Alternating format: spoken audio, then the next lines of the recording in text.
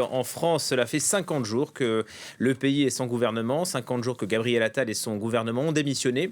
Depuis, il y a eu la trêve olympique, puis la rentrée politique et depuis, des consultations à huis clos. Le président peine à trouver un Premier ministre capable de rassembler.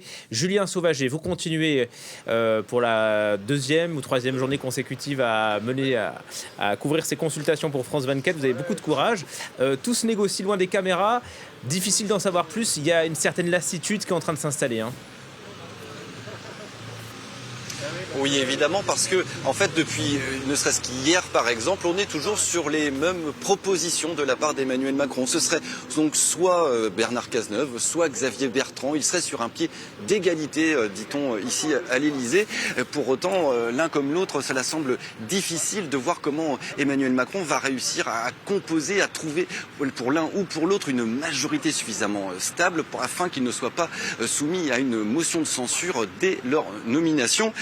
Parce que pour Xavier Bertrand, c'est un nom bien sûr de la part du Front Populaire, mais c'est aussi un nom de la part du Rassemblement National, qui a pour tout simplement car Xavier Bertrand est un opposant historique au parti de Marine Le Pen dans la région des Hauts-de-France.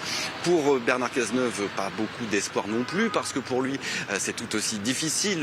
La droite républicaine ne veut pas en entendre parler, le Rassemblement National non plus, et donc il faudrait pour Emmanuel Macron réussir à convaincre certains socialistes de quitter le NFP ou en tout cas de faire dissidence pour réussir à soutenir ce gouvernement et permettre à Bernard Cazeneuve de gouverner au moins quelques semaines. Donc vous voyez, Emmanuel Macron est toujours en fait en train de compter les points, d'essayer de voir, de faire des additions, voir s'il peut trouver une solution.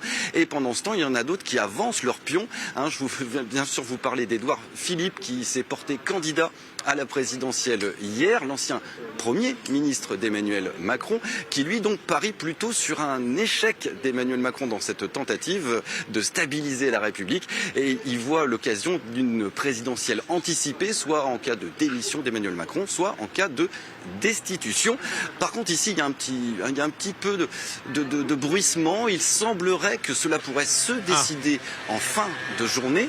Et là, je peux vous dire une chose, c'est que si ça se trouve, ce sera aucun des noms que je vous ai cités précédemment. Ce sera peut-être une nouvelle surprise. On commence à en avoir l'habitude avec Emmanuel Macron. Donc, je vous dis à tout à l'heure.